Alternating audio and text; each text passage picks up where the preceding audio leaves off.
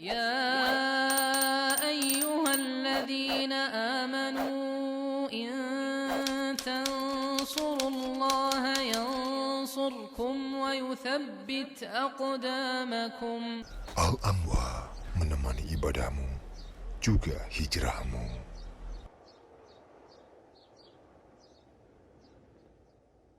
Yang pertama perlu kita pahami bahwa kita dituntut untuk selalu mengikuti sunnah Nabi Sallallahu Alaihi Wasallam. Allah Azza wa Jalla mengatakan, "Qul in kuntum tuhibbunallaha fattabi'uni yuhibbukumullah wa yaghfir lakum dzunubakum." Allah Azza wa Jalla berfirman dalam surah Ali Imran ayat yang ke-31. Qul in kuntum, katakan wahai Muhammad, in kuntum, jika kamu tuhibbunallaha, kalian tu suka cinta kepada Allah. Fattabi'uni, maka kalian itu harus mengikutiku. Artinya bahwa jika kita memang cinta kepada Allah, ya, harus kita mengikuti Nabi Muhammad sallallahu alaihi wasallam. Sejauh mana kita mengikuti Nabi Muhammad sallallahu alaihi wasallam, sejauh itu pula cinta kita kepada Allah Subhanahu wa taala. Nah, apa yang akan dibalaskan ketika kita mengikuti sunnah Nabi sallallahu alaihi wasallam dalam rangka kecintaan kita kepada Allah?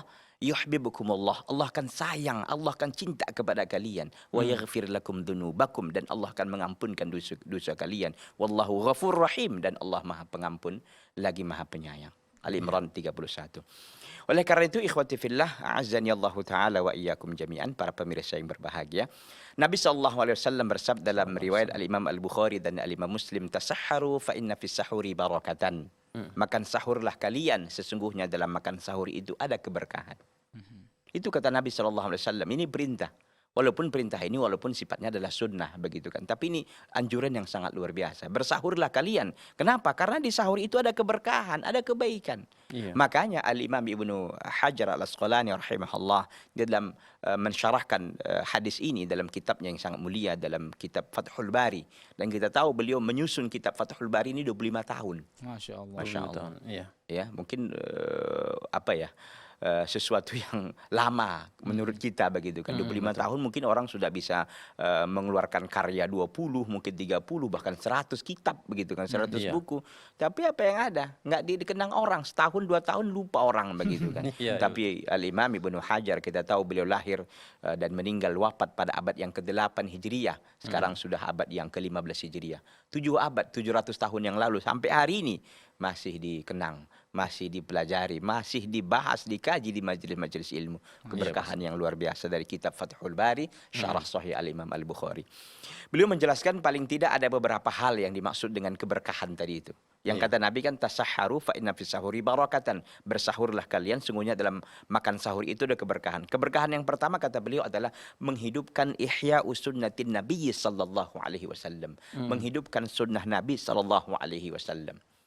Yang pada waktu tengah malam itu, atau kita katakan di akhir malam itu, ada sekitar, kalau hari inilah kita anggap manusia, menurutkan data yang ada itu 7,7 miliar orang. 7,7 miliar orang. Yang kaum muslimin dikatakan hampir 2 miliar. Oke, kita anggap 2 miliar. Berarti ada di sana lebih 5 miliar manusia tidak melakukan itu. Hanya sekian miliar yang melakukannya, sedikit dari 7,7 miliar itu yang mereka mendapatkan keberkahan itu.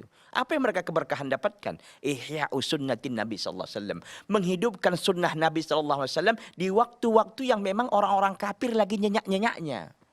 Yang lagi pelaku-pelaku maksiat lagi selesai-selesainya dari maksiat.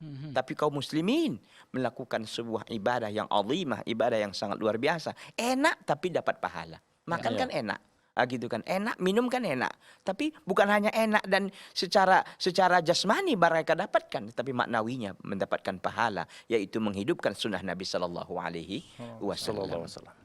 Itu faedah yang pertama.